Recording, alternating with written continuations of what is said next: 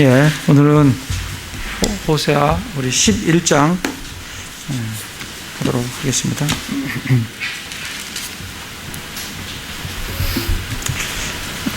11장 하기 전에 거기 프린트물에 보면 맨 밑에 10장 11절 말씀이 있죠. 그래서 11절 말씀이 잘 이해가 되셨는지 모르겠어요. 그래서 다시 한번 11절 말씀을 좀 나누고 그리고 11장을 하도록 그렇게 하겠습니다. 호세아 그 10장 11절에 보면 내가 그녀의 아름다운 모기로 넘어갔도다. 이제 내가 에브라임이 타게 하리니. 굉장히 이해하기가 쉽지가 않은 그런 말씀이에요. 지난주에 우리가 그 멍에를 한번 보여드렸죠. 멍에 이렇게 소에다가 이렇게 씌워서 턱에다 이렇게 끼우죠. 멍에를 이렇게 끼워서 이렇게 이제 술에 달든지 뭐 이렇게 쟁기에 달든지 해서 이제 하는 그게 이제 멍에인데, 호세아 10장 11절에 내가 그녀의 아름다운 모기로 넘어갔도다. 그래서 이제 이 말씀 이대로만 우리가 이해를 하면 첫 번째 이해 방식은 그렇습니다. 하나님께서 이스라엘의 아름다운 목 위로 넘어갔도다. 그래서 이 목 위로 넘어갔다는 것이 이 멍에가 벗겨졌다는 겁니다. 이 말씀 뜻대로 이제 이해를 하면 목 위로 넘어갔도다. 그래서 멍에가 목 위로 벗겨졌어요. 그래서 하나님의 멍에가 벗겨지고, 그리고 이제 내가 에브라임이 타게 하리니 이렇게 되어 있잖아요. 이걸 읽다 보면 에브라임이 타게 되는 거구나, 이렇게 에브라임이 멍에를 타는구나, 이렇게 이제 이해하기가 이제 쉬워요. 근데 이제 그 영어로 보시면 I will make Abraham to ride 이렇게 되어 있어요. 이거의 정확한 이제 해석이 어떻게 되냐면, 이걸 제가 그 옆에 이 에브라임을 자동차로 제가 한번 바꿔봤어요. I will make a car to ride 이렇게 되면 이게 무슨 의미냐면, 내가 자동차를 만드는데 탈 수 있는 자동차를 만들겠다는 거예요. 이해되시죠? 그러니까 카가 to ride, 카가 타는 게 아니고 탈 수 있는 자동차를 만들겠다는 거예요. 이 영어 구조상의 의미가. 그렇다고 하면 다시 I will make Abraham to ride 하면 뭐냐면, 에브라임이 타는 게 아니고 타는 에브라임을 내가 만들겠다는 거예요. 이해되시죠? 에브라임을 카로만 바꿔놨으니까. 그래서 다시 말하면 타는 주체가 에브라임이 아니고 에브라임을 탄다는 거예요. 탈 수 있는 에브라임을 만드시겠다는 거예요. 그러니까 누가 타요? 아시리아가 탄다 이 말이에요. 그래서 이걸 우리 그 번역된 대로 이해를 하면, 내가 그녀의 아름다운 모기로 내 멍에를 벗기고 에브라임이 타는 에브라임을 내가 아시리아가 타는 에브라임을 만들겠다, 이런 의미예요. 이해되시죠? 이해되셔야 이제 읽으실 때 무슨 말씀인지 묵상이 가능한 거니까 일단은 첫 번째가 이해해요. 그러니까 이해를 그렇게 이제 해주시면 되고, 어떤 번역에는 이렇게 되어 있어요. 아예 내가 그녀의 아름다운 모기로 넘어갔도다. 이 영어로 보면 I passed over upon her fair neck 이렇게 되어 있는데, passed over를 모기로 넘어갔다라고 번역을 하지 않고 pass over가 가로질렀다, 이제 이런 의미도 있거든요. 가로질렀다. 그래서 여기에 내가 패스 오버 가로질렀는데 그녀의 목에다가, 이스라엘 목에다가 멍에를 가로질렀다. 멍에라는 말이 없는데 여기에 함축적으로 멍에가 생략되어 있는 거다. 그래서 I passed over upon her fair neck, 그녀의 아름다운 목에다가 내가 멍에를 가로질렀다. 그래서 내가 에브라임으로 하여금 타는 것이 되도록 내가 만들겠다. 그러니까 아시리아가 멍에를 질러서 누가 타요? 아시리아가 타는 그런 에브라임을 내가 만들겠다. 의미는 비슷해요. 그래서 그 부분을 잘 이해를 하시면은 이 말씀이 무슨 말씀인지. 제가 이제 말씀을 이렇게 나누고 나서 이제 집에 가든지 이제 집에 있다가 우리 아내한테 물어보거든요. 물어보면 이제 우리 아내가 이해를 잘 하면, 이게 전달이 됐구나, 이제 되는 거고, 이게, 뭐 하는데 이게 왔다 갔다 하면, 이게 전달이 확실하게, 안 됐구나. 그러면 이제 다시 한번 이제 하게 되는데, 형제자매들도 하시다가 이해가 잘 안 되시면, 좀 이렇게 카톡에다 올려놓든지 이렇게 하시면, 그 다음 주에 다시 한번 그 부분에 대해서 우리가 하고, 분명하게 이해를 하고, 어떤 거는 모르는 것도 많이 있습니다. 모르는 거는 어쩔 수가 없고, 우리가 덮어놓고 넘어가야 되는 거고, 우리가 이해할 수 있는 부분에 대해서는 충분히 분명하게 이해를 하셔야, 또 형제님들이 이제 말씀을 읽을 때 이해가 잘 되고, 또 다른 분들한테 전달할 때도 분명하게 전달을 할 수 있기 때문에 그렇습니다. 오늘은 이제 호세아 11장에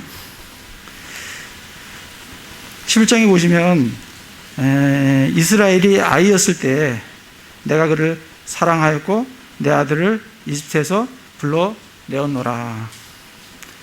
하나님께서 이스라엘을 뭐라고 부르시냐면 아이다, 그리고 내 아들이다, 이렇게 이제 부르십니다.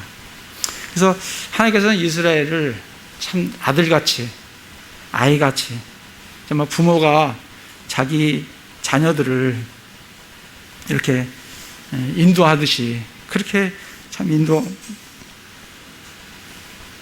걸 참 볼 수 있어요.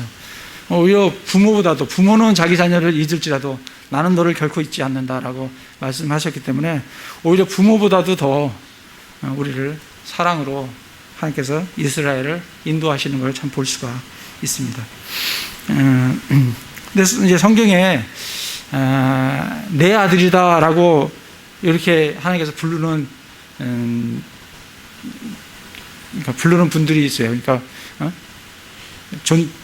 부르는 분이죠. 그런 게 누구를 하나님께서는 너는 내 아들이다 이렇게 부르는가, 그걸 좀 찾아보도록 하겠습니다. 먼저 이 호세아 1장 1절에서는 11장 1절에서는 이스라엘을 하나님의 아들이다. 1장 10절에 가볼까요? 호세아 1장 10절에 보면 10절에 보면 그러할지라도 이스라엘 자손의 수가 바다의 모래 같아서 헤아릴 수도 없고 셀 수도 없으리니 전에 그들에게 이르기를 너희는 내 백성이라 한 그곳에서 곧 거기에서 그들에게 이르기를 너희는 살아계신 하나님의 아들들이라 하리라. 그러니까 하나님께서 이스라엘을 하나님의 아들들이다, 하나님의 아들이다, 그렇게 이제 칭합니다. 출애굽기를 한번 가볼게요. 출애굽기 4장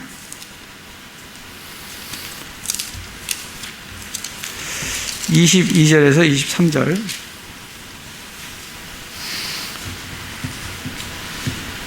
하나님께서 모세에게 이제 말씀하시는 건데, 너는 파라오에게 이르기를, 4장 22절입니다. 너는 파라오에게 이르기를 주가 이같이 말하노라. 이스라엘은 내 아들 곧 나의 처음 난 자니라. 내가 내게 말하노니 내 아들을 가게 하여 그가 나를 섬기게 하라. 그가 가는 것을 내가 거부하면 보라, 내가 내 아들 곧 너의 처음 난 자를 죽이리라 하라 하시니라. 그래서 하나님께서는 이스라엘을 내 아들이다 그렇게 말씀하시고 나의 처음 난 자다 그렇게 이제 이스라엘을 말씀을 하십니다. 두 번째는 욥기 가보겠습니다. 욥기에 보시면 욥기 1장 6절에 보면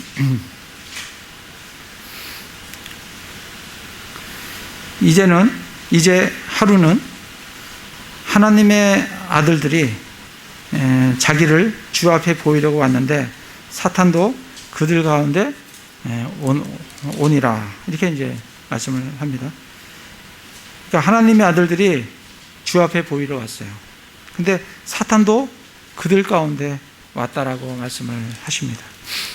2장 1절에도 보면 또 하루는 하나님의 아들들이 자기를 주 앞에 보이러 왔는데 사탄도 그들 가운데 와서 주 앞에 자기를 보이니라. 여기서 하나님의 아들들은 천사들이에요. 그러니까 하나님께서는 천사들을 하나님의 아들들이다, 그렇게 이제 부르십니다. 누가복음 한번 가보겠습니다. 누가복음 3장 38절에 보시면 예수님의 족보가 계보죠. 계보가 이렇게 쭉 나옵니다. 계보가 나오는데 38절에 보면 게나는 에노스의 아들이요, 에노스는 셋의 아들이요, 셋은 아담의 아들이요, 아담은 하나님의 아들이었노라. 그래서 아담은 누구냐면 하나님의 아들이에요. 그래서 아담을 하나님께서는 하나님의 아들이다, 그렇게 이제 부르십니다. 마가복음을 가보겠습니다. 마가복음 14장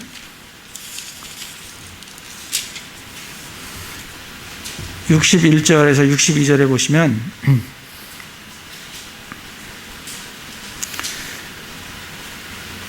그분께서 잠잠하시고 아무것도 대답하지 아니하시거늘. 예수님께서 지금 대제사장 앞에 신문을 받는 겁니다. 대제사장이 다시 그분께 물으며 그분께 이르되 내가 찬송받으실 이의 아들 그리스도냐, 다시 말하면 하나님의 아들 그리스도냐, 그렇게 이제 묻는 거죠. 물으니까 예수님께서 이르시되 내가 그니라. 내가 찬송받을 이의 아들이다. 내가 하나님의 아들이다. 이렇게 이제 말씀을 하고 계십니다. 그래서 예수님이 하나님의 아들이세요. 요한복음 20장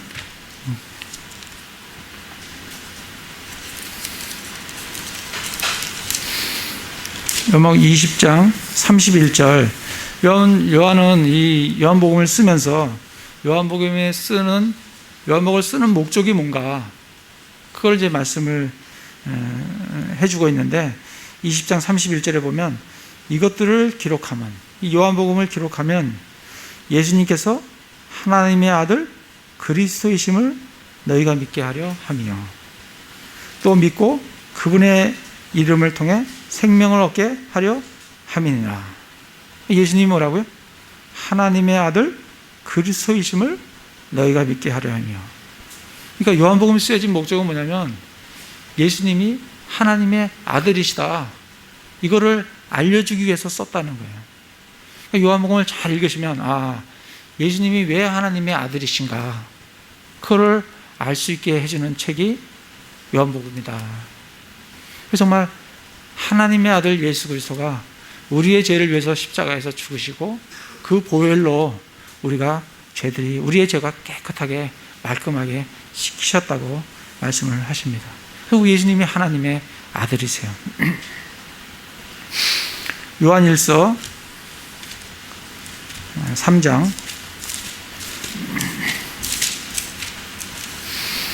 요한일서 3장 2절에 보면 사랑하는 자들아 이제 우리는 하나님의 아들들이니라. 누가 하나님의 아들이냐면 우리가 또 그리스도인들이 하나님의 아들이에요. 사랑하는 자들아 이제 우리는 하나님의 아들들이니라. 우리가 앞으로 어떻게 될지는 아직 나타나지 아니하시되 그분께서 나타나시면 우리가 그분과 같게 될 줄을 아노니 이는 우리가 그분께서 계신 그대로 볼 것이기 때문이라. 그래서 우리가 하나님의 아들이에요. 그래서 하나님께서는 이스라엘을, 그리고 천사를, 그리고 예수 그리스도를, 또 우리 예수 그리스도를 믿는 우리 그리스도인들을 하나님의 아들이다, 이렇게 말씀을 하고 계십니다. 다시 호세아로 와서, 그래서 하나님께서 이스라엘이 아이였을 때 내가 그를 사랑하였고 내 아들을 이집트에서 불러내셨다라고 말씀을 하십니다. 그래서 하나님께서는 이스라엘을 이집트에서 불러내셨어요. 오늘 우리가 오전에 여호수아를 보면서 하나님께서 홍해를 마르게 하시고 그들을 이집트로부터 그들을 유월절 어린 양을 먹게 하시고, 그리고 그들을 정말 불러내셔서 홍해를 마르게 하시고 그 다음에 광야에서 그들에게 하나님의 법을 주시고 그리고 또 그들로 하여금 요르단강을 마르게 하시고 그걸로 가나안 땅으로 들어가게 하신 것을 우리가 보지 않습니까? 하나님께서 이 내 아들을 이집트에서 불러내었다. 그렇게 이제 말씀을 하십니다. 실제로 이스라엘을 이집트에서 불러내셨죠. 근데 이 말씀이 이제 마태복음 2장을 가보겠습니다. 마태복음 2장 15절에 보면, 근데 구약은 말씀하신 대로 그림자라 그랬어요. 이거에 대한 실체가 있다는 거예요. 그 실체를 구약만 가지고는 알 수가 없는 거죠. 근데 신약의 마태복음에 그게 실체가 뭔지를 우리한테 알려주시는 말씀이 있어요. 그게 이제 마태복음 2장 15절이에요. 15절에 보면 헤롯이 죽을 때까지 거기 있었으니 예수님이 이집트에 있었던 거죠. 이것은 주에 관하여 대언자들 통해 호세아를 통해서 말씀하시는 거예요. 통해 말씀하신 것을 성취하려 하심이라. 이르시되 이집트에서 내가 내 아들을 불러내었노라. 그래서 구약에서는 이집트에서 이스라엘을 불러내셨지만 그거에 대한 그건 그림자고 그거에 대한 실체가 뭐냐면 실제로 메시아이신 예수 그리스도 하나님의 아들이신 이스라엘도 아들이고 예수님도 하나님의 아들이세요. 그 아들을 그 이집트에서 불러내셨다. 그 말씀을 성취하긴 말씀이 호세아의 그 말씀이다 하고 우리에게 지금 계시로 말씀의 계시로 우리에게 알려주고 계십니다. 다시 호세아로 와서 하나님께서 참 이스라엘을 어떻게 대우하셨냐면 아들같이 정말 부모가 아들을 대하듯 그 이상으로 그를 사랑하고 그들을 불러내셨어요. 또 2절에 보면 내 종들이 그들을 부를수록 그들이 저들을 떠나가서 바알들에게 희생물 드리고 책임 형상들에게 분향하였느니라. 종들을 대언자들이죠. 지금 여기서 말하는 호세아, 요엘, 아모스, 대언자들 예레미야, 또 이사야 대언자들 계속 보냅니다. 그들을 보내서 그 종들로 하여금 이스라엘로 하여금 돌아서라고 부르는데 이스라엘은 그 대언자들을 떠나서 어디로 가요?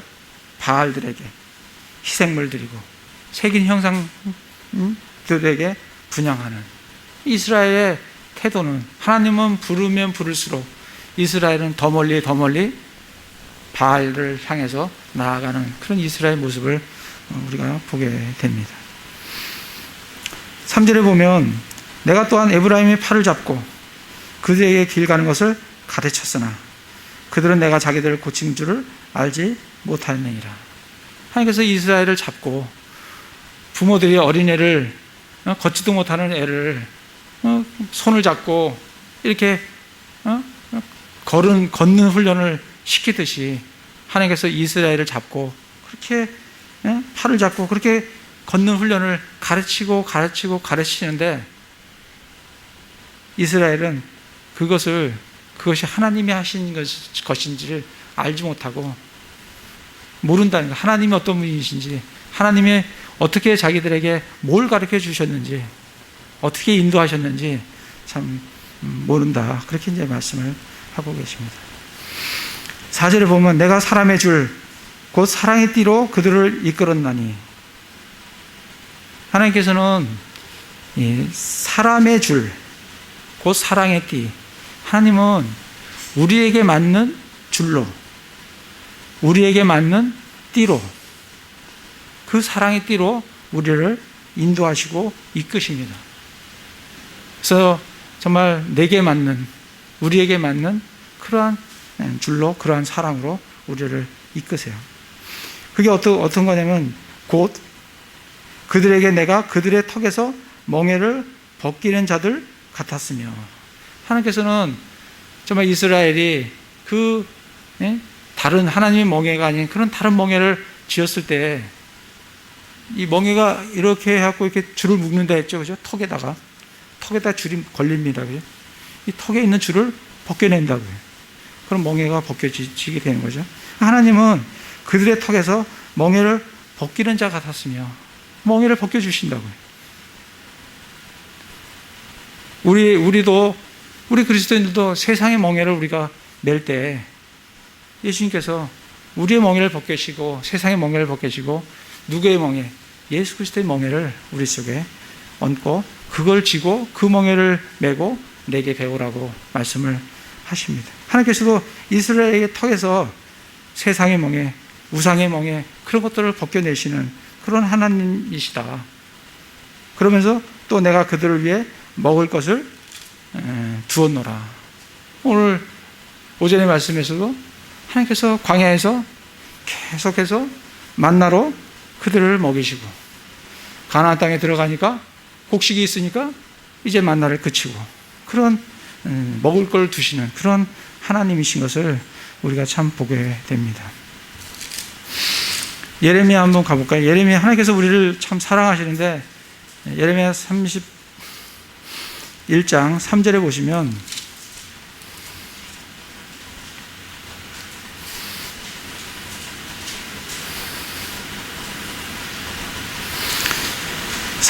일적에 주께서 내게 나타나사 이르시되 참으로 내가 영존하는 사랑으로 너를 사랑하였기에 인자함으로 너를 이끌었노라 하였도다.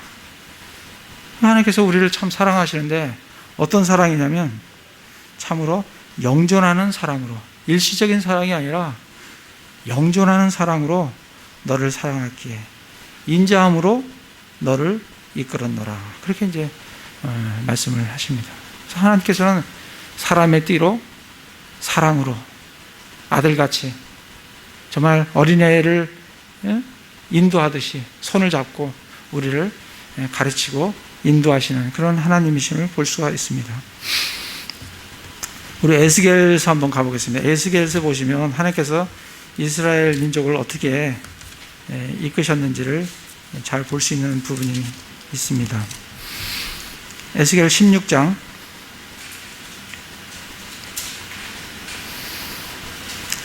1절부터 보시면 주의 말씀이 다시 내게 임하니라. 이르시되 사람의 아들아 예루살렘을 하여금 자기의 가정한 일들을 알게 하고 이르기를 주 하나님이 주 예루살렘에게 이같이 말하노라. 내 태생과 출생의 땅은 가나안이요 내 아버지는 아모리 족속이며 내 어머니는 헷 족속이었노라. 아마 이스라엘 사람들이 이걸 읽으면 왜 우리가 아모리 족속이고 우리가 왜 헷 족속이지? 아버지가 아모리고 어머니는 헷 족속일까? 참 하나님께서 이들이 이 가나안 땅에 들어가서 정말 하나님께서 아브라함을 정말 조상으로, 믿음의 조상으로 그들을 거룩한 백성으로 특별한 보물로 삼으시길 원했는데 큰 우상 숭배를 하면서 아모리 족속과 헷 족속과 그들과 섞고 우상을 그런 어떤 삶을 사는 걸 보시면서 너희는 출생의 땅은 가나안이지만 너희들은 아모리 족속이며 내 어머니는 헷 족속이다. 지금 이제 그렇게 말씀을 하시면서 그들이 얼마나 타락된 하나님을 떠난 삶을 살았는가를 지금부터 말씀을 하고 계십니다.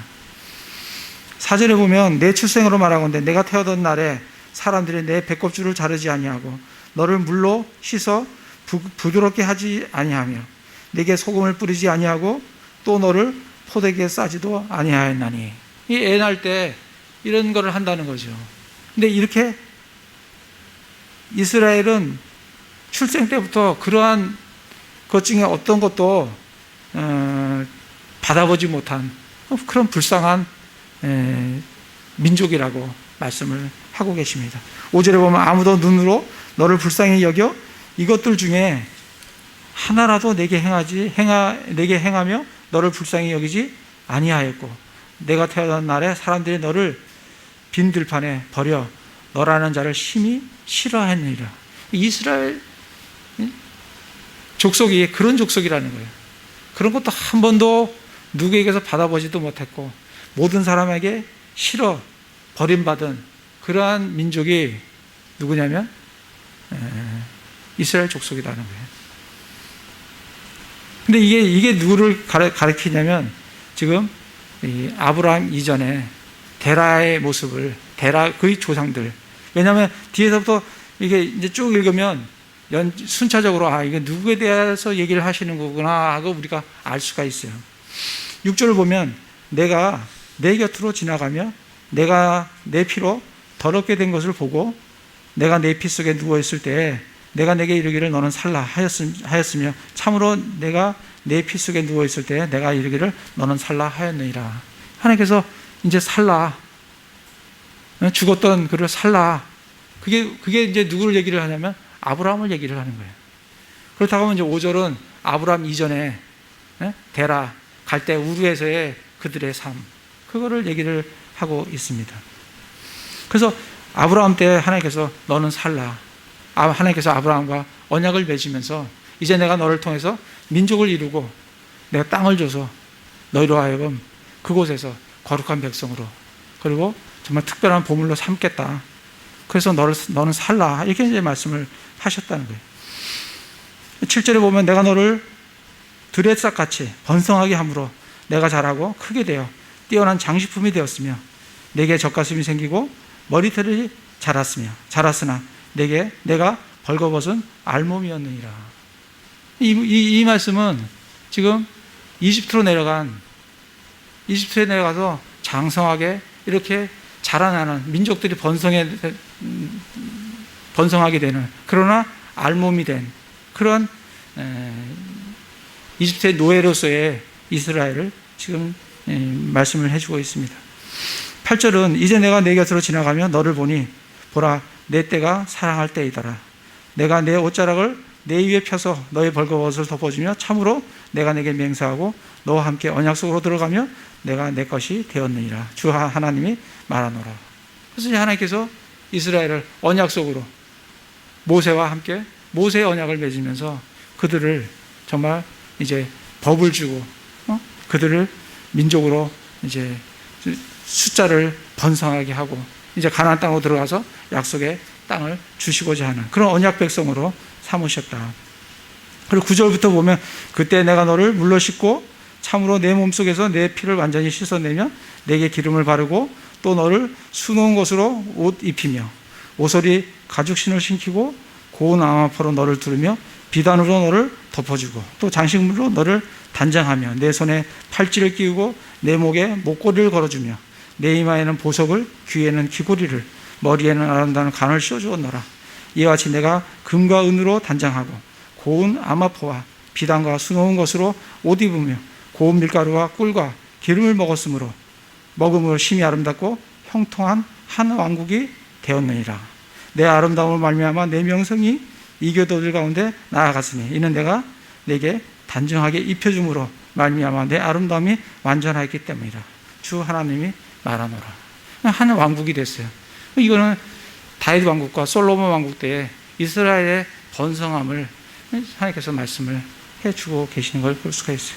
그렇게 입히시고 장식시켜주고 그렇게 했다는 거예요. 그래서 버젓한 한 왕국으로 하나님께서 한 백성으로 그렇게 이스라엘을 삼았다.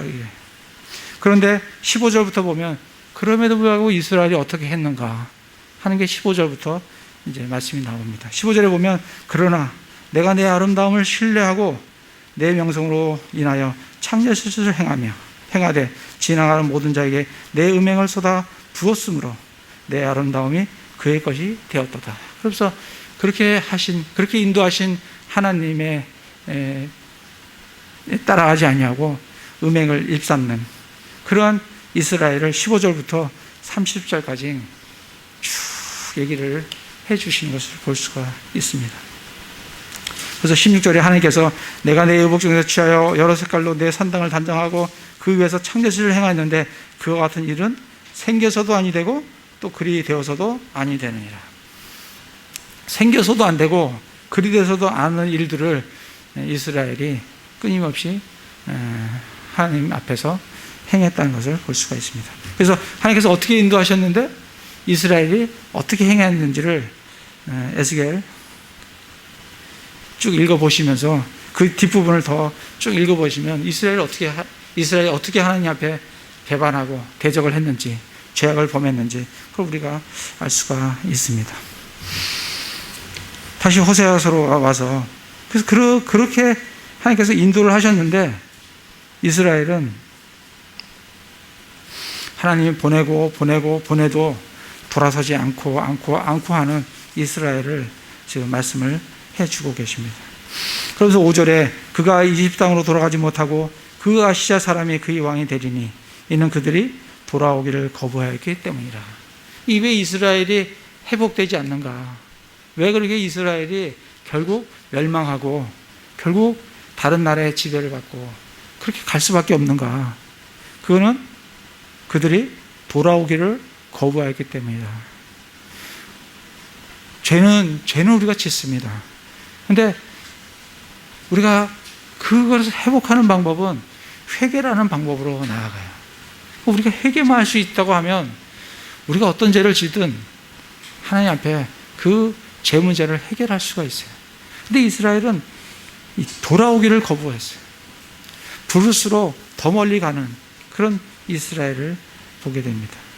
그래서 그가 이집트 땅으로 돌아가지 못하고, 그들은 이집트하고 손을 잡으려고 그들하고 이렇게 많은 어떤 동맹을 맺지만 글로 가지 못하고 어디로 간다고요? 그 아시아 사람이 그의 왕이 된다. 아시리아의 지배를 받는다. 그 아시아 사람이 왕이 된다는 얘기는 아시리아의 종이 된다는 얘기입니다. 다시 말하면. 그렇죠?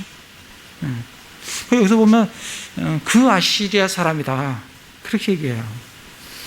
그래서 그 아시리아 사람은 어떤 사람인가? 그 아시리아는 누굴 칭하는가? 그걸 좀 우리가 좀 찾아보면 좋겠습니다. 창세기에 보시면 이 아시리아가 창세기에 2장에 보면 창세기에 아시리아가 나와요. 창세기 2장 14절에 보면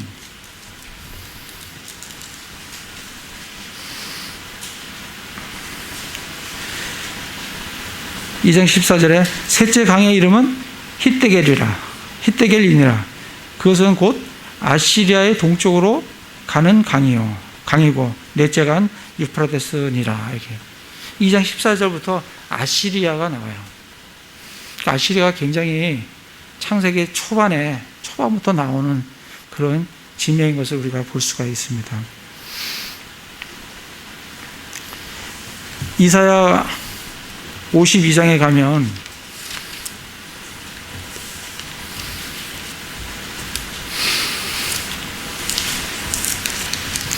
이사야 52장 4절에 보시면 주 하나님이 이같이 말하노라.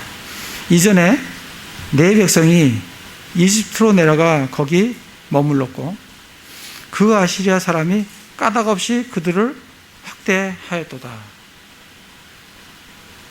그러니까 지금 야곱이 자기 족속들을 데리고 이집트로 내려갔죠. 요셉이 거치면서 잘 있다가 그들이 학대를 받기 시작했어요. 하나님께서 그렇게 말씀하시는 거예요. 이 주 하나님이 이같이 말하노라. 이전에 내 백성이 이집트로 내려가 거기에 머물렀고 그 아시아 사람이 까닭없이 그들을 학대했다. 거기서 그 아시아 사람이 그들을 학대했다는 거예요. 사실 누가 학대했어요? 파라오가 학대를 했죠. 근데 그 파라오를 그 아시리아 사람이다. 그렇게 말씀을 해주고 계십니다.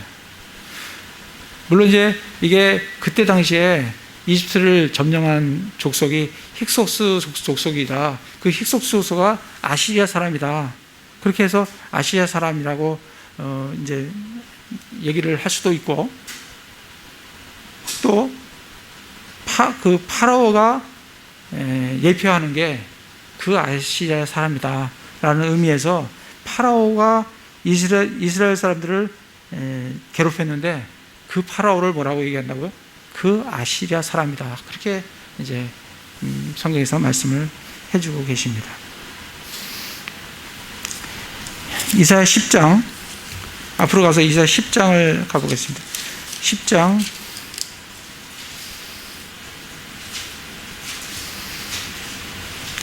24절에 보면 10장 24절에 먼저 20절에 보면 그날에, 그래서 우리 예전에 그날에 많이 했어요. 그날에 그러면 그게 뭐예요? 이게 마지막 심판 때예요. 이게 7년 대환란을 의미를 하는 겁니다. 그날에 이스라엘 남은 자들이, 야곱의 집에서 도피한 자들이 돌아올 거다, 이렇게 이제 얘기를 하면서 그날에 얘기하면서 24절에 보면 그러므로 주 만군의 하나님이 이같이 말하노라. 온 시온에 거하는 내 백성아, 그 아시리아 사람이 이집트가 행한 방식대로 막대기로 너를 때리며 지팡이를 들어 너를 칠지라도 그를 두려워하지 말라. 그 아시리아 사람이 이집트에서 행한 방식대로, 그 이집트에 노예에 있을 때 그 아시리아 사람이 이스라엘을 학대했거든요. 그 방식대로 나중에 어떻게 한다고요? 너를 때리며 지팡이를 들어 너를 칠지라도. 언제? 대환란 때. 지금 이 문맥은 지금 대환란의 문맥입니다. 그날에. 그러니까 이 아시리아 사람은 이집트 당시에 그때 이스라엘을 핍박을 했고, 나중에 언제?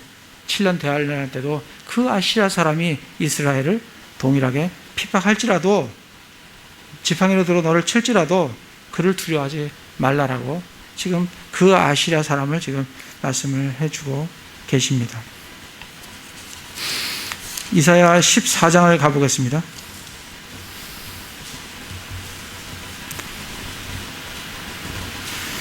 그 아시리아 사람이 어떻게 되냐면 14장 25절에 보면 곧 내가 그 아시리아 사람을 내 땅에서 쳐부수며 그 내 산들 위에서 그를 발밑에서 밟으리라. 그때 그의 멍에가 그들에게서 떠나고 그의 짐도 그들의 어깨에서 떠나리라. 나중에 이 아시리아 사람은 하나님께서 발로 밟으신다고, 적그리스도가 이제 멸망을 하게 된다는 것을 말씀을 해주고 계십니다. 그때 이스라엘 그의 멍에가 그들에게서 떠나고 그의 짐도 그들의 어깨에서 떠나리라. 그래서 이스라엘이 이제 회복되고 천년왕국으로 들어가게 되는 것을 말씀을 해주고 계십니다.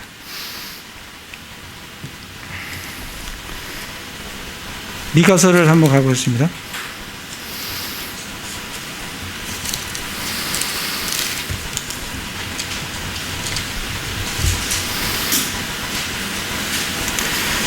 미가서 5장 1절부터 6절까지 보시면 5장 1절 2절이 뭐냐면 메시아의 그 제목이 다가오는 메시아 이렇게 되어 있죠. 5장 1, 2절이 메시아의 초림이에요. 그래서 5장 2절에 너 베들레헴 에브라다야, 내가 유대의 수천 가운데서 잡을지라도 이스라엘에서 치리자가 될 자가 내게로 나오리라. 그의 나아감은 옛적부터 있었으며 영원부터 있었느니라 하면서 예수님이 초림으로 메시아가 오실 것을 이제 예언을 해주고 있고, 3절에는 이제 예수님의 초림과 4절부터 나오는 예수님 재림 사이에 있을 일이 3절이에요. 그 3절의 그 사이에 이스라엘은 산고를 겪는 그녀가 출산할 때까지 이스라엘이 엄청난 산고를 겪는다는 얘기예요. 지금 이스라엘은 지금도 산고를 겪고 있고, 그들은 7년 대환란에 들어가서 엄청난 고난을 겪게 될 겁니다. 그렇지만 남은 자들이 이스라엘 자손에게 돌아오게 돼요. 남은 자들이 있어요. 돌아오게 된다. 그러면서 이제 4절부터 6절까지는 지금 이제 예수님의 재림에 대해서 얘기를 해주고 있는데, 5절에 보면 이 사람은 화평이 되리라. 이 사람이 누구냐면 2절에 있는 메시아를 얘기를 해주고 있어요. 이 사람이 화평이 되리라. 그 아시리아 사람이 우리 땅에 들어와 우리의 궁궐에서 밟을 때에는 우리가 그를 치려고 7명의 목자와 8명의 우두머리를 일으키니. 그래서 이 아시리아 사람이 와서 뭐 한다고요? 궁궐을 밟는다는 얘기예요. 6절에도 보면 그들이 칼로 아시리아의 땅을 황폐하게 하리니 니무롯 땅이 어귀에서 그 땅을 피폐하게 하리라. 그 아시리아 사람이 우리 땅에 들어와 우리 경계 안에서 밟을 때에는. 그래서 적그리스도가 예루살렘을 밟게 된다는 것을, 그걸 이제 말씀을 해주고 계십니다. 그래서 이 아시리아는 구약 시대에서는 파라오, 그 다음에 실제로 아시리아의 왕, 그리고 바벨론의 왕, 그걸 예표를 하면서 나중에는 그건 그림자고 나중에는 적그리스도를 예표한다는 것을 우리가 알 수가 있습니다. 그래서 지금 5절에 호세아 11장 5절에 다시 와서 그가 이집 땅으로 돌아가지 못하고 그 아시리아 사람이 그의 왕이 되리라 하는 말씀은 실제로 아시리아의 종이 될 뿐 아니라 먼 미래에 예시적으로 예언적으로는 나중에 적그리스도의 지배하에 그들이 들어가게 될 거다라는 것을 말씀을 해주고 계십니다. 그래서 6절에 그들의 계략으로 인해 그의 도시들에 머무르며 그의 가지들을 소멸시키고 그들을 삼키리라. 이스라엘이 무슨 계략을 갖고 있지만 그러나 칼이 그 도시에 머무르고, 전쟁이 칼이 머문다는 얘기는 계속 전쟁이 있다는 얘기예요. 그의 가지들을 소멸시키시고 이스라엘의 가지들, 이스라엘 사람들이 소멸된다는 거예요. 그리고 그들을 삼키게 된다는 거예요. 7절에 내 백성이 나를 떠나 뒤로 물러나기로 작심하였으므로 내 종들이 그들을 지극히 높으신 이에게로 불렀을지라도 아무도 전혀 그분을 높이려 하지 아니하는도다. 그래서 하나님께서는 정말 이스라엘은 뒤로 물러나기로 작심했어요. 불러도 대답이 없는, 아무런 반응을 하지 않는 이스라엘을 하나님께서는 그들은 뒤로 물러나기로 작심하였으므로 내 종들이 그들을 지극히 높으신 하나님에게로 불러도 아무도 전혀 그분을 높이려 하지 않는 그런 삶을 살았다. 거기까지 이제 말씀을 하시면서 8절에 그러나 하나님께서는 에브라임아, 네가 그렇게 내가 불러도 대답이 없고 사랑으로 인도하고 고치고 해도 아무런 반응이 없던 그들에게 에브라임아, 내가 어찌 너를 내주겠느냐, 이스라엘아, 내가 어찌 너를 넘겨주겠느냐. 이게 이제 작게는 우리 부모들의 자녀들에 대한 마음이 아니겠습니까? 정말 애들이 잘못해도 결국 우리가 얘기하는 거는 내가 너를 어떻게 내버리게 두겠느냐, 내가 너를 어떻게 무관심하게 있을 수 있겠느냐, 그 말씀을 하시는 거예요. 내가 어찌 너를 내주겠느냐, 이스라엘아, 내가 어찌 너를 넘겨주겠느냐, 내가 어찌 너를 아드마같이 만들겠느냐, 내가 어찌 너를 스보임같이 두겠느냐. 그럼 아드마는 뭐고 스보임은 뭔가, 이게 우리 창세기 19장을 가서 보시면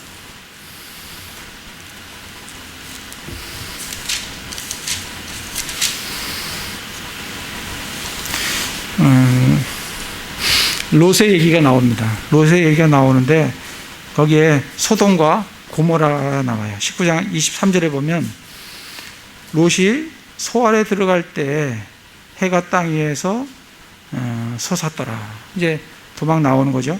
그때 주께서 하늘에서 주로부터 유황과 불을 비같이 소돔과 고모라에 내리사 그 도시들과 온 평야와 그 도시들의 모든 거주민과 땅 위에서 자라는 것을 엎어 멸하셨더라. 이렇게 이제 소돔과 고모라가 나옵니다.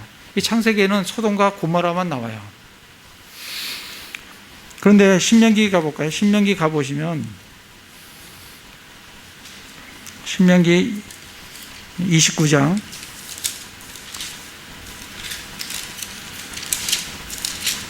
23절에 보시면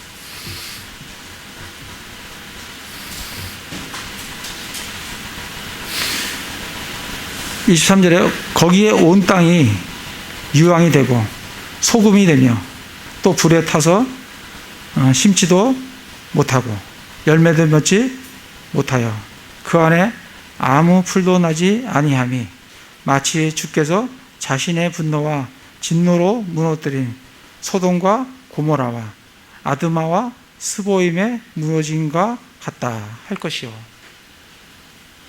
그러니까 창세기에는 기록되지 않았지만 신명기에 좀 더 자세하게 내용을 설명을 해주고 있습니다. 그때 고모라와 소돔과 고모라만 멸망한 것이 아니라 모두 멸망했다고요? 아드마와 스보임도 무너졌다, 멸망했다는 것을 지금 신명기에서 자세하게 설명을 해주고 있습니다. 나중에 지도를 한번 우리가 그 지도에 6페이지를 한번 보시면, 한번 보세요. 6페이지를 한번 보시면, 거기 사해가 있잖아요. 사해 밑으로 쭉 내려오면, 거기 뭐가 있어요? 소돔과 고모라가 있죠. 좀 더 내려와 보세요. 뭐가 있어요? 아드마가 있어요? 스보임이 있어요? 아드마가 있죠. 아드마가 있습니까? 네. 밑으로 쭉 내려오면 아드마 있죠. 그죠? 스보임은 안 보이는데 아드마는 보이죠? 맞습니까? 제가 지금 지도를 안 갖고 있어서 모르는데 보이죠. 그죠? 아드마가. 예. 보여요? 예. 스보임은 표시가 안 되어 있는데, 그러니까 거기가 아드마와 스보임이다, 이런 얘기예요. 6페이지를 보시면 이제 아드마와 스보임이 어느 곳이 있는지. 그래서 소돔과 고모라가 멸망할 때 그들도 함께 멸망했다. 그래서 하나님께서는 뭐라고 말씀하시냐면, 지금 호세에서는 뭐라고 얘기해? 내가 너를 어찌 넘겨주겠느냐? 어찌 너를 내주겠느냐? 포기하겠느냐? 이런 얘기입니다. 내주겠다는 포기하겠느냐? 내가 어찌 너를 아드마같이 만들겠느냐? 완전히 아무것도 잘할 수 없는 그런, 정말 완전히 멸망하는 그런 아드마같이 내가 너를 만들겠느냐? 스보임같이 두겠느냐? 그렇게는 안 할 거다는 거예요. 하나님께서 에브라임에 대해서 회복의 여지를 남겨두시는 거죠. 그러시면서 내 마음이 내 속에서 돌아서매 내가 뜻을 돌이키는 것이 한꺼번에 불같이 타오른도다. 이스라엘을 치고 싶고 멸하고 싶고 하지만 하나님의 마음은 내가 너를 어찌 아드마같이 스보임같이 두겠느냐. 내 마음속에 정말 너를 멸망시키자 하는 그런 마음들이 일어나지만, 그러나 그 마음속에, 내 마음속에 뜻을 돌이키는 것이 한 번에 뜻을 돌이켜서 그것이 불같이 일어나서 너를 멸망시키지 않고 하나님의 뜻을 돌이키는 그러한 하나님의 마음을 우리에게 지금 전달해 주고 있는 것을 볼 수가 있습니다. 그래서 9절에 내가 맹렬한 분노를 집행하지 아니하며, 맹렬한 분노가 하나님께서 일어나요. 이스라엘에 대해서 맹렬한 분노가 일어난다고, 이걸 멸하고 싶은 그런 마음이 일어나요. 그런데 맹렬한 분노를 집행하지 아니하며 돌아와서 에브라임을 멸하지 아니하리라. 그러니까 에브라임을 완전히 멸하지 않는다는 거예요. 스보임같이 완전히, 아드마같이 완전히, 소돔과 고모라같이 완전히 그렇게 하지 않으시겠다는 거예요. 왜냐하면 나는 하나님이요 사람이 아니니라. 사람은 그렇게 합니다. 사람은 분노가 일어나면요 완전히 멸합니다. 아시리아가 이스라엘을 완전히 멸망시켰어요. 진짜 죽여도 데려가도 그렇게 아주 사람들 잡아다가 자기네 지방에다가 집어넣고, 이 북이스라엘은 자기네 지방에 있는 사람들을 데려다가 완전히 족속 자체를 바꾸는, 그래서 그들이 뭐가 돼요? 나중에 사마리아인이 되는 거예요. 그들이 아예 유대인들은 사마리아를 자기네 족속으로 생각하지 않을 정도로 족속을 바꿔버리는 게 사람이 하는 거예요. 지금 하나님께서 그렇게 말씀하시는 거예요. 내가 분노가 일어나는데, 맹렬한 분노가 일어나는데 그러나 나는 하나님이요 사람이 아니기 때문에 내가 내 뜻을 돌이켜서 너를 완전히 멸하지는 않겠다. 스보인같이 하지는 않겠다. 아드마같이 하지는 않겠다. 그렇게 이제 말씀을 하시는 거예요. 사람은 그렇게 합니다. 잔인하게 그렇게 하지 아니하시겠다고. 나는 내 한가운데 있는 거룩한 자니, 하나님은 이스라엘 한가운데 있는 거룩하신 분이세요. 그래서 내가 그 도시로 멸망하기 위해서 내가 그 도시로 들어가지는 않겠다는 거예요. 내가 그 도시로 들어가지 아니하리라. 그러시면서 그들이 주를 따라 걸었으니 나중에 이들이 어떻게 회복될 건지 말씀을 해주세요. 그들이 나중에 결국은 이스라엘이 주를 따라 걷는다. 그가 사자같이 소리를 내리라. 메시아가 유다의 사자로 메시아가 다시 재림을 하셔서 사자같이 소리를 내게 되면, 그가 울부짖으면 그 자손들이, 누가? 이스라엘 자손들이 떨면서 서쪽으로부터 올 것이요, 그들이 이집트에서 나와서 새같이 떨며 아시리아 땅에서 나와 비둘기같이 떨리라. 내가 그들의 집에 두리라. 주가 말하노라. 이스라엘을 회복시키시겠다고. 어디로부터? 서쪽으로부터, 또 이집트로부터, 또 아시리아로부터 그들을 부르시겠다고 말씀을 하고 계십니다. 이사야서를 잠깐 보겠습니다. 이사야 43장에 보시면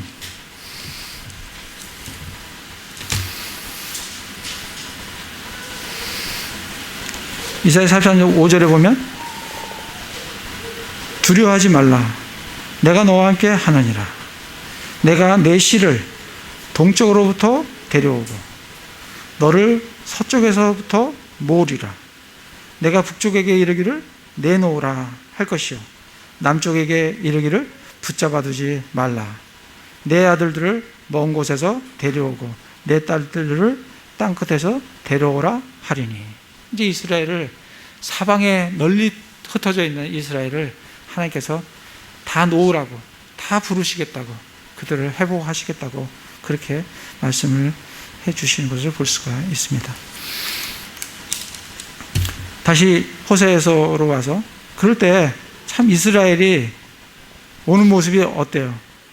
새같이 떨며 비둘기같이 떨면서, 이집트하고 아시리아는 뭐로 예표가 되냐면 독수리로 예표가 됩니다. 독수리 앞에 이스라엘은 뭐 같아요? 떠는 새 같고, 떠는 뭐예요? 비둘기 같고. 그거를 지금 말씀을 해 주신 거예요. 정말 떠는 새같이, 떠는 비둘기 같은, 이방 족속이 독수리 같은데, 그러나 하나님께서 떠는 새들, 떠는 비둘기 같은 이스라엘을 하나님의 전능하신 손길로 그들을 모으시고 이끄시고 다시 회복시키겠다고 말씀을 하고 계십니다. 그래서 12절에 에브라임은 거짓으로, 이스라엘 집은 속임수로 나를 에워싸되. 이때 당시에 호세아, 이때 당시에 이스라엘은 하나님께서 이스라엘은 이제 멸망하기로, 아시리아에게 팔려가기로 그렇게 이제 말씀을 하고 계시기 때문에 에브라임은 거짓으로, 이스라엘의 집은 속임수로 나를 에워싸되. 이들은 이제 멸망한다는 거예요. 유다는 여전히 하나님과 함께 다스리며 성도들과 함께 신실하도다. 이때 당시에 이스라엘은 아직까지 희망이 있다는 거예요. 이때 당시에 유다의 왕이 누구냐면 히스기야예요. 히스기야의 개혁 정책을 피면서 이들에게는 희망이 있는 것을 보여주고 계세요. 유다는 아직까지는, 그러나 720년에 이스라엘이 망하니까, 유다는 586년에 완전히 망하니까 몇 년이에요? 한 150년 되나요? 150년 후에는 유다도 이제 완전히 망하게 되는 거죠.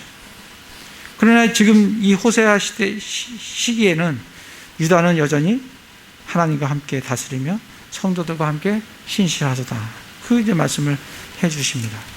우리가 호세아 1장에 가서 읽은 말씀 중에 보면 1장에 보시면 하나님께서 이스라엘을 1장 6절에 뭐라고 하냐면 로루하마라, 긍휼을 베풀지 아니하고 그들을 완전히 제거하리라. 긍휼을 받지 못하는 그런 백성이다. 로루하마다. 그렇게 얘기를 하지 않습니까? 그러면서도 9절에 로루하마가 젖된 다음에 9절에 이에 하나님께서 이르시되 그의 이름을 로암미라 하라. 너희는 내 백성이 아니요 나는 너희의 하나님이 되지 아니하리라. 그러니까 이스라엘에 대해서 하나님께서 뭐라고 해요? 너희는 로루하마다, 긍휼을 받지 못하는 자다. 너희는 로암미다. 내 백성이 아니다. 그렇게 얘기를 하시는데 유다에 대해서는 2장 1절에 너희 형제에게는, 너희 형제가 누구냐면 이스라엘의 형제 남유다예요. 유다에게는 너희가 암미라 하고 너희 자매들에게는 루하마라 하라. 그러니까 아직까지 유다는 로암미가 아니고 암미라는 거예요. 긍휼을 받을 때고, 로루하마가 아니고 암미라 하라. 암미가 하나님의 백성이고,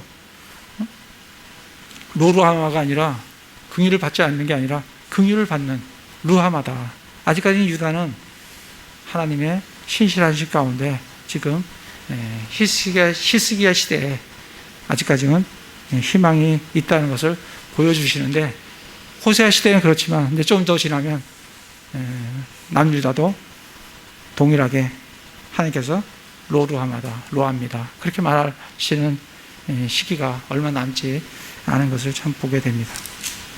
그래서 오늘 말씀에 정말 하나님은 우리를 사랑으로, 그리고 정말 우리를 자기 자녀같이 이렇게 또 사랑의 띠로, 사람의 띠로 그를 이끄시고, 죄를 범하지만 완전히 멸하지 아니하시는, 정말 아드마같이, 스보인같이 멸하지 아니하시는, 그리고 회복의 길을 남겨주시는. 그래서 우리가 회복의 길을 가려면 하나님께로 돌아서는 길 외에는 없다. 그래서 우리가 하나님께로 돌아서기만 하면 모든 것이 회복되는. 그래서 우리가 늘 우리의 죄악들을 주님 앞에 자백하고 회개하는, 그래서 돌아서는, 하나님의 긍휼들을 바라보고 하나님의 은혜를 누리는 그런 삶을 살아가시는 형제 자매님들 다 되시기를 기도를 드립니다. 제가 기도하겠습니다.